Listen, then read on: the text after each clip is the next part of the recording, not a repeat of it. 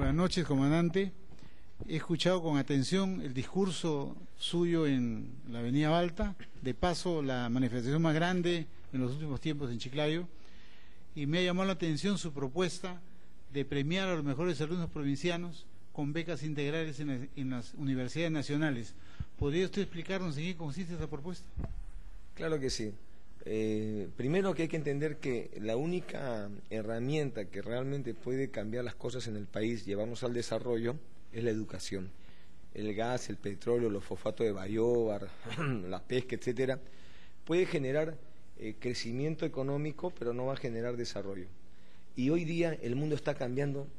Hoy día, hace 10 años o hace 20 años no teníamos la tecnología que hoy día hay. En los últimos 50 años el mundo ha avanzado aceleradamente, mucho más rápido que en los últimos 500 años. Han tenido que pasar casi 1500 años para que Europa se conecte con América, pero ahora, en los últimos 50 años, se han dado grandes avances científicos, tecnológicos, y lamentablemente en el Perú nos estamos rezagando frente a un mundo cambiante, y esto es lo que se llama el shock del futuro, cuando una generación le pierde el paso a la tecnología. Para nosotros es fundamental retomar el paso para hablar de desarrollo, y esto implica la promoción de becas para los mejores estudiantes de las escuelas públicas, que puedan acceder libremente, gratuitamente, a través de becas generadas por el Estado, a las universidades nacionales y privadas del país. Y también vamos a crear un programa de becas en el extranjero, sobre todo ya para el nivel universitario. Otro aspecto, comandante, usted pone el acento en su campaña en la defensa de lo nacional. Para nosotros en provincias, lo nacional es defender al empresariado provinciano. ¿Qué plantea usted para que el empresariado provinciano tenga una mejor capacidad competitiva frente a los grandes monstruos que vienen del extranjero? Bueno, mira, por ejemplo, hoy día he estado en la fábrica de Quincones San Roque, donde es una empresa nacional que me ha explicado inclusive por qué se llaman San Roque y por qué se llama Quincón, que tiene una razón bonita. Y hoy día le decía a él, ¿cuál es tu problema? Básicamente es mercado. Otros tienen el problema de financiamiento, otros tienen el problema de financiamiento, mercado y capacitación, otros tienen el problema de financiamiento, mercado, capacitación e infraestructura. Tenemos que crear condiciones para que en el interior del país haya inversión, y para crear condiciones, bueno, tenemos que crear infraestructura. Yo hablaba con un amigo y yo le decía, ¿y por qué no inviertes tú en la sierra? Es que me sale más caro invertir en la sierra donde no hay energía. Si yo pongo una planta, una fábrica, me chupo literalmente toda la energía del pueblo. No hay internet, no hay buenas carreteras, hay carrozables, no hay seguridad, no hay Estado. Entonces, más barato me sale, más seguro me sale invertir en la costa que en la sierra. ¿Bien? Y esto genera pues una desigualdad, hace que la sierra y la selva estén abandonadas y en todo caso sean despensa de la costa. Hoy día también tenemos el tema de la búsqueda de mercados, y nosotros estamos trabajando intensamente con diferentes países para generar mercados. Por ejemplo, un mercado que debemos ver nosotros con ambición es el mercado brasileño, el gran mercado brasileño. Tenemos como vecino a la 8ª potencia del mundo, y es un mercado de más de 200 millones de habitantes. Entonces, ellos tienen una necesidad de salir al Pacífico, con sus capitales, con sus productos. Bueno, y nosotros le hemos planteado al presidente Lula que queremos ingresar al mercado brasileño en las mejores condiciones, y la respuesta ha sido positiva. Ha dicho, está ahí el mercado, porque tenemos que integrarnos. El presidente Lula dijo bien claro que no puede haber un país rico con vecinos pobres. Y yo le he tomado la palabra al presidente Lula, y esa integración estratégica, geopolítica entre el Perú y el Brasil tiene que ser en esa lógica, que ambos tenemos que beneficiarnos. Ahí hay mercados. Necesitamos nosotros capacitación. Los agricultores, los agroindustriales necesitan capacitación. Y esa capacitación tiene que ser un nuevo rol de las universidades.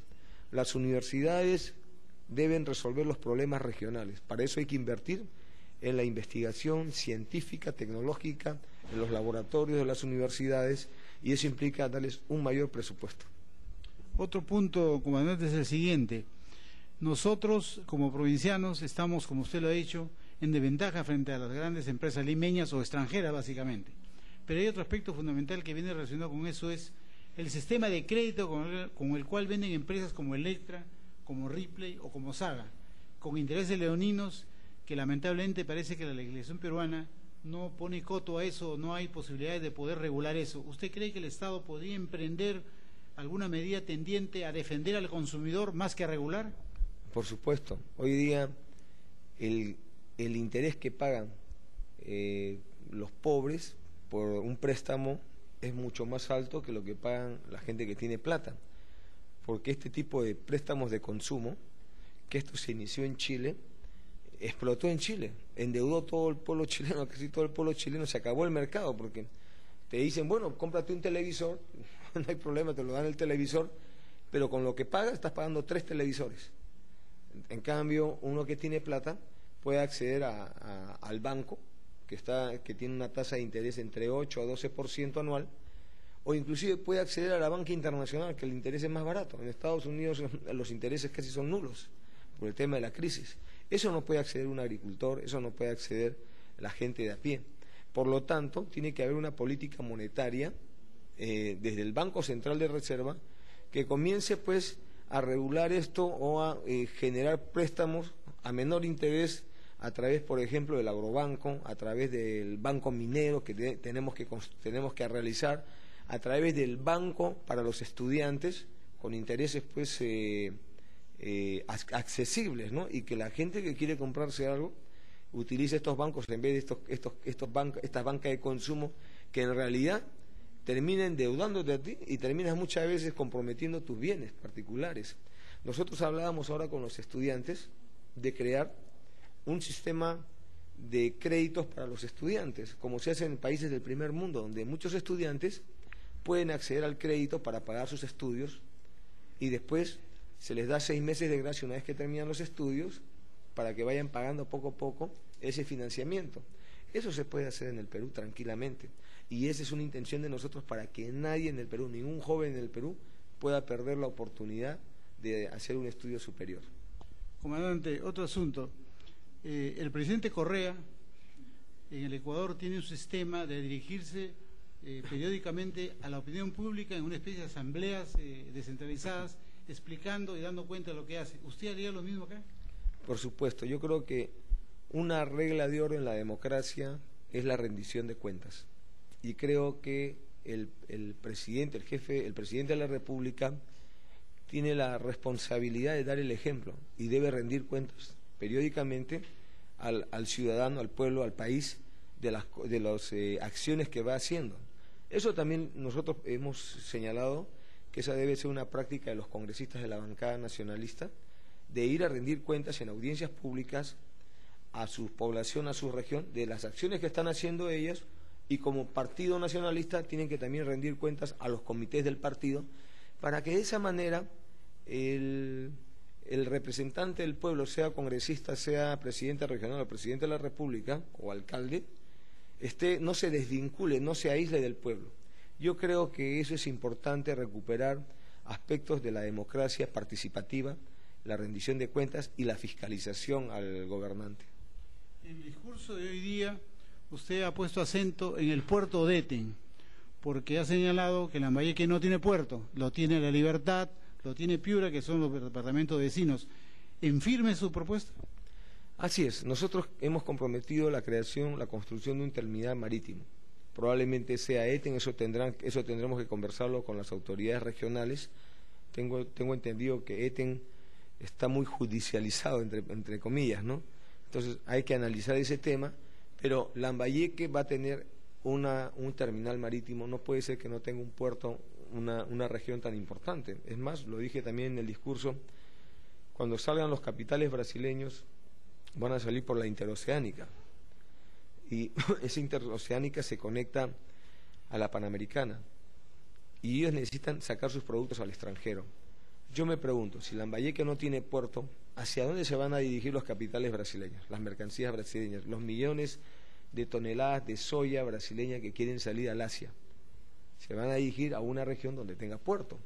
Entonces, eso quiere decir que en Lambayeque mirará nomás el desarrollo, mirará nomás una oportunidad, pero no tendrá la oportunidad de tocar esa oportunidad y beneficiarse de esa oportunidad. Por eso es importante en el más breve plazo hacer realidad el terminal marítimo o el puerto para Lambayeque.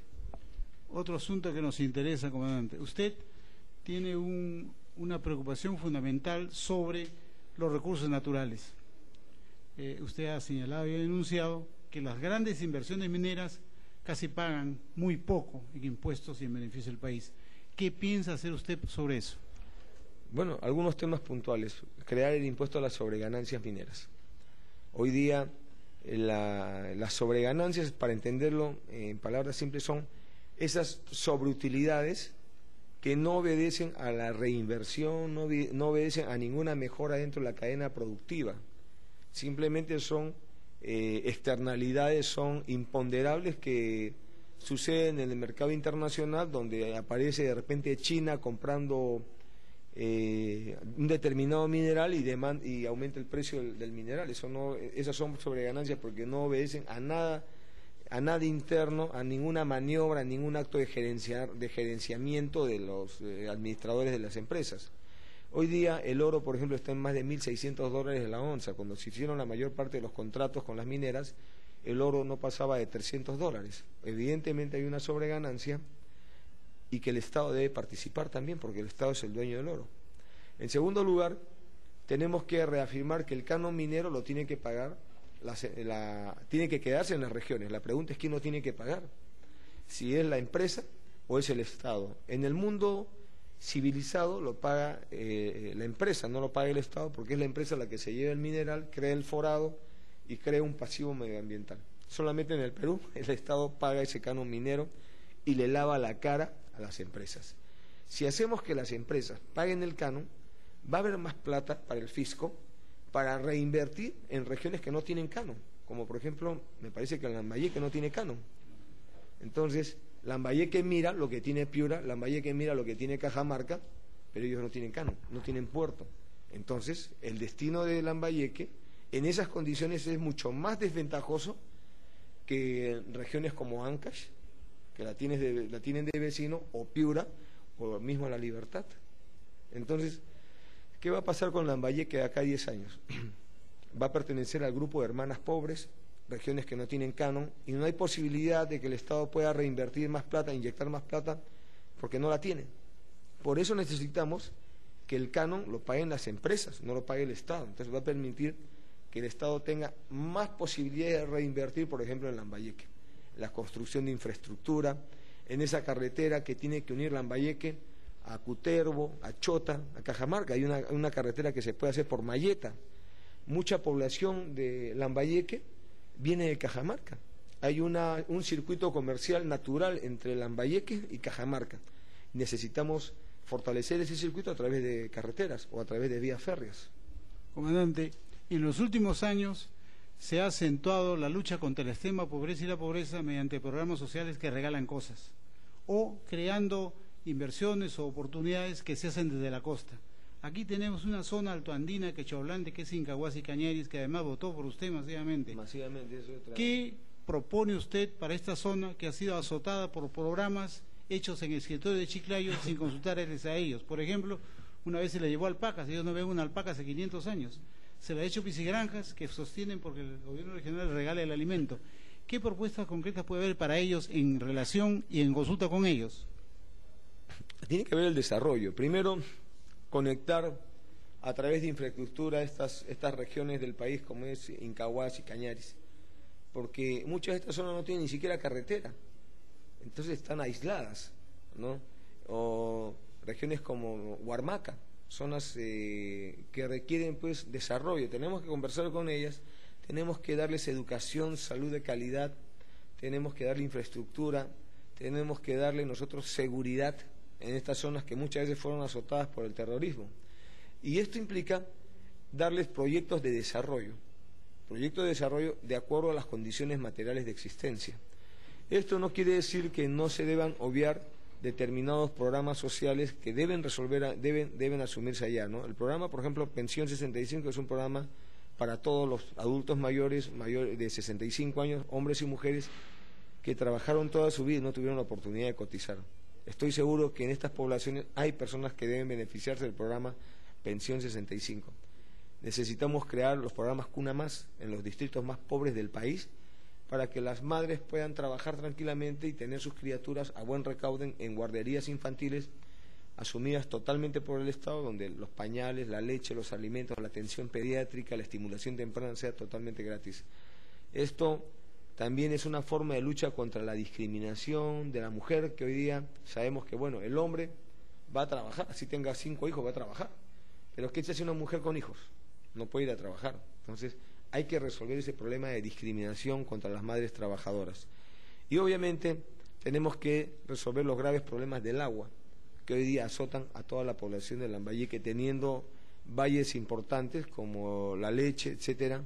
Tenemos proyectos de irrigación que están ahí en proyectos, pero hay que hacerlos en realidad, como la calzada, por ejemplo, ¿no? Para ampliar las zonas agrícolas. Tenemos que trabajar el tema de Olmos, asegurando de que Olmos sea para los agricultores de Lambayeque y no para capitales extranjeros que vengan acá a comprarse Olmos, porque los agricultores peruanos no pueden acceder ni siquiera a un lote, porque un lote en Olmos, el más barato, está en más de $1 millón de dólares, no de soles, y para eso también tienes que tener otro 1 millón como capital de trabajo. Entonces yo me pregunto, ¿para quién estamos haciendo Olmos? ¿No? Y eso tenemos que resolverlo. Yo creo que Olmos tiene que ser para los lambayecanos, tiene que ser para los agricultores peruanos. Hablemos de seguridad ciudadana. Usted ha propuesto en el meeting que los presos de las cárceles trabajen en forma productiva, y además ha puesto el acento en la necesidad que el gobierno se compromete y le ha declarado la guerra a la delincuencia. En concreto, ¿usted cree que en este programa o en este proceso puedan participar las rondas urbanas y las rondas campesinas? Por supuesto, nosotros creemos que la privación de la libertad, la sentencia de un juez, cuando condena una sentencia condenatoria, cuando le dice a un preso o a un delincuente, le dice 5 años de prisión, le está quitando el derecho a la libertad. Es una sanción que la sociedad le aplica por haber cometido un delito. Pero esa sentencia no implica que le quite el derecho al trabajo, ni tampoco a la educación. Hay países donde desde las penales las universidades tienen programas educativos para los presos y pueden estudiar los presos. Y también hay países donde los presos salen a trabajar, a hacer carreteras, a hacer reservorios, etcétera. ¿Y por qué no? ¿Por qué los tenemos ociosos a los presos ahí y más bien complotando entre ellos cómo extorsionar a los taxistas, cómo extorsionar a empresarios? Porque desde ahí se está extorsionando. Nosotros vamos a hacer trabajar a estos presos, que empiecen a construir estas carreteras, que empiecen a ayudar, y eso es, y se le pagará su jornal, no hay ningún problema. Y si hay problemas de seguridad ahí, pues los trasladaremos a penales como el CEPA, etcétera, que vamos a crear. Pero el principio es que los presos tienen que ganarse el pan con el sudor de la frente. Y para el tema de las rondas campesinas, nosotros creemos que se debe crear una policía rural sobre la base de las rondas.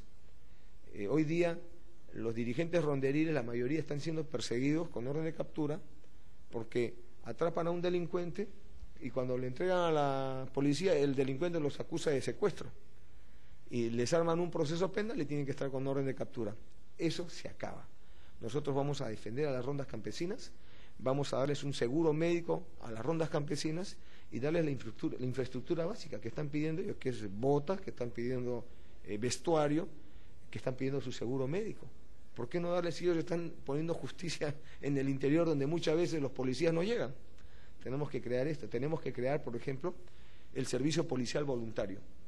Para estos jóvenes que quieren de repente postular a las escuelas policiales, bueno, que ellos pueden hacer 1 año de servicio policial voluntario que les dará una bonificación frente al que no lo hace para ingresar a una escuela de policía. Este servicio policial voluntario se aplicará en las comisarías donde harán tareas administrativas. Hoy día, cuando uno va a hacer una denuncia, tiene un policía haciéndole el parte. Muchas veces tienes que llevar tu papel, ¿no? Y darle la gaseosa todavía, ¿no? La gasolina también. Y la gasolina para que vayan a tu casa, claro. En cambio, ahí estamos desperdiciando un policía que debiera estar en la calle. Ese trabajo lo puede hacer un servicio voluntariado, que haga los partes y que no esté cobrando coimas, que no esté cobrando la gaseosa, la gasolina, etcétera. Y tenemos ese policía en la calle, defendiendo a nuestras familias, cuidando a nuestras familias. Necesitamos darle un salario digno al policía para que no se vea en la necesidad de cachuelear en su día libre. Su día libre debe ser empleado para perfeccionarse, porque el AMPA se perfecciona todos los días y nuestros policías no se perfeccionan, necesitamos que se perfeccionen y necesitamos también tenerlos en las calles dando seguridad. Comandante, la última pregunta, el último tema. En el país existen 22.000 escuelas estatales, públicas, con 1 o 2 profesores. Hay un problema gravísimo en locales escolares. La pregunta es, ¿por qué razón los colegios públicos tienen que ser feos? ¿Por qué no aspirar a que la educación pública sea en locales bonitos, simpáticos, que llamen la atención, que estimulen la creatividad? ¿Y por qué no cubrimos esas plazas que están libres, más aún que se trate de zonas rurales donde se da educación de pésima calidad a los jóvenes? Porque el modelo peruano es un modelo primario exportador que vive fundamentalmente de la renta minera y no vive de la educación. Por eso es que la educación en el Perú es la quinta rueda del coche. No solo la educación escolar, sino la educación universitaria. Por eso es que hoy día las universidades públicas están siendo abandonadas, no hay presupuesto y las universidades tienen que buscar su presupuesto vendiendo fotocopias de libros, cobrando ingresos para los exámenes de admisión, creando las academias, ¿no? Las academias pre con el gancho de que los 5 primeros tienen acceso libre a la universidad para competir con las privadas. Están cachueleando, ¿no? Un poco más van a vender ya afuera, van a ver tamalitos, quincones, no sé qué van a vender para jalar universitarios.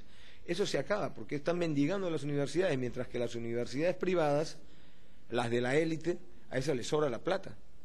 Entonces, obviamente, para la gente pobre, para la gente del pueblo, se les castiga. Aparte de ser pobres, no hay educación. Eso me parece una injusticia. Necesitamos contratar a 100.000 maestros para no hacer colegios unidocentes, sino un aula por maestro y no un colegio por maestro. Necesitamos dotar de agua potable, desagüe y electricidad a las escuelas, particularmente a las rurales. Mejorar la infraestructura, las carreteras, las vías férreas. En las zonas rurales, un estudiante de colegio se demora 1 hora en ir a su colegio y 1 hora en regresar, ya son 2 horas al día que pierde. Y si no hay electricidad, su jornada de trabajo termina a las 5 de la tarde o 4:30. Mientras que en las ciudades donde hay electricidad, los jóvenes tienen la oportunidad hasta las 8 o 10 de la noche de aprovechar una jornada de estudios. Entonces, obviamente, hay una desventaja que lo permite el Estado, mermando a los muchachos, a los jóvenes que están en las áreas rurales. Por eso es que se vienen a la ciudad y por eso es que las ciudades de la costa se tuburizan. Mire, le voy a dar un dato para que sirva de reflexión. De las reservas de agua dulce que tiene el Perú, que son los glaciales andinos, el 97% se va a la cuenca del Atlántico, a la Amazonía, donde solamente vive el 29 o el 28% de la población. Es decir, en la Amazonía el agua sobra. En la población de Iquitos, ahora ya no está en la Amazonas, se ha retirado, ¿no? Pero la población de Iquitos vive con el nanay suficiente, inclusive hacen sus necesidades en el río, les sobra el agua y el 1.7% de estas reservas de agua dulce van a la costa, solamente el 1.7% va a la cuenca del Pacífico y en la costa peruana, ¿saben qué cantidad de población vive? El 60% de la población, imagínense. Por eso es que estamos acostumbrados a ver en la costa peruana arenales con asentamientos humanos que no tienen agua, que tienen cilindros ahí, que un bidón de agua vale 2 soles, y que hay los aguateros en burros, ¿no? Como antiguos en las carretas con los burros jalados, y llevan el agua, o los camiones cisternas que se atrancan en los arenales, porque yo le digo esto porque en Piura visitamos un asentamiento humano que lleva mi nombre, y fuimos a llevarles agua, y era tanta el tipo de terreno fofo, arenoso, que no pasaba el cisterna, había que traer palos para que pase el cisterna, ¿no? Y la gente vive en la extrema pobreza ahí. Visitamos a una señora, Teresa creo que se llama, no recuerdo bien el nombre, que tenía su criatura de 6 meses más o menos, y que hace 3 meses le habían detectado que tenía un problema, principios de pulmonía, y no tenía plata para comprar las medicinas, ¿no? Y esa señora me dijo, bueno, Yo espero que no se muera mi criatura, pero ya no está en mis manos, porque no tengo plata. Tendría que robar, tendría que cometer algún delito. Y su esposo trabaja en construcción civil, no tiene plata, está desocupado. Entonces, esas condiciones, claro, en ese momento lo ayudamos, pero ese es un granito de arena en un desierto. ¿Cuántas familias están así? Y todos los días tendrías que hacerlo. Por eso es necesario cambiar las cosas en el país, porque así como Teresa hay millones de peruanos que están viendo esta situación. En Nauta, en la campaña anterior, estábamos yendo de Iquitos a Nauta y esa carretera Iquitos-Nauta está mal hecha. Ahí se han tirado no sé cuántos millones de soles las empresas y unidades del ejército que han hecho esa carretera. Al final la han terminado como han podido, porque es una carretera que técnicamente no tiene las inclinaciones en las curvas, de tal manera que está libre la pista, pero si vas a más de 70 kilómetros te sales de la pista. ¿No? Así están las cosas. Y eso no lo sabía una dirigente nuestra que se fue en moto y en una curva se salió de la pista, se sacó el alma y se sacó el ancho y le hemos llevado al hospital de Nauta. Cuando he llegado con Nadine, no había médico, solo había lo básico de medicinas y había una señora que tenía su criaturita, así ya estaba hirviendo en fiebre, ¿no? Entonces Nadine se ha desesperado y la ha metido en la ducha a la chica, ¿no? Porque ahí agua sí hay, ¿no? Para bajarle la fiebre, es una medida desesperada. Y conversando con la señora nos decía que un mes antes su hijo se había muerto con fiebre, porque no hay medicinas, ¿no? Y que no sabía si se iba a morir su criatura. Imagínate estas cosas que están pasando en el Perú de adentro, donde la voz de la gente no se escucha. Por eso es que necesitamos recuperar la patria y por eso estoy embarcado en un proyecto político de cambio, de transformación. Yo no quiero continuar las cosas así. Yo todavía tengo sensibilidad. Me dicen de todo, sí, pero todavía cuando veo las cosas de la pobreza, la extrema pobreza, me parte el alma. Entonces no he perdido la sensibilidad, que creo que la mayor parte de políticos ya la perdieron. Por eso es que para ellos no es importante esto, ¿no? Son anécdotas nada más. Para nosotros sí, este es el Perú. Comandante, quiero agradecerle a nombre del programa La Última Gota y del equipo de estudiantes de Ciencia de la Comunicación de la Universidad Nacional Pedro de Gallo, que hacen todos los días este programa 2 horas diarias. Sus palabras finales. No, gracias, don Oreste. Espero que esta no sea la última gota, ¿eh? Todavía hay más gotas que trabajar, ¿no? Y simplemente decirles que apostamos en ustedes, que ustedes son no solamente el presente, sino también equivalen al futuro del país, porque dentro de 5 o 10 años ustedes van a tener la responsabilidad de conducir el país, sea desde un gobierno local, desde un gobierno regional, desde el Congreso. Quién sabe, de esta universidad salga algún futuro presidente del país. Por lo tanto, no es moco de pavo esto, lo que estamos hablando, ¿no? Y es importante que estén a la altura de las condiciones, a la altura de la historia. Por eso yo apuesto por ustedes, yo apuesto por los jóvenes, por la educación, porque todos, ¿no? Yo también tengo hijos, tengo hijas que tengo un hijo de 4 meses de nacido, y como decía ella, yo no le voy a durar toda la vida, ¿no? Entonces supongo que yo lo veré hasta los 20, 25 años máximo a mi hijo. Entonces si me voy a la tumba antes, quiero estar seguro que he contribuido con la siguiente generación, que son ustedes, y que ustedes van a cuidar a la generación que hoy día tiene 4 meses de nacido, para que esa generación pueda cuidar a la siguiente generación, y de esa manera construimos un país para todos. Muchas gracias. Gracias al comandante Ollantumala y gracias a ustedes, chicos.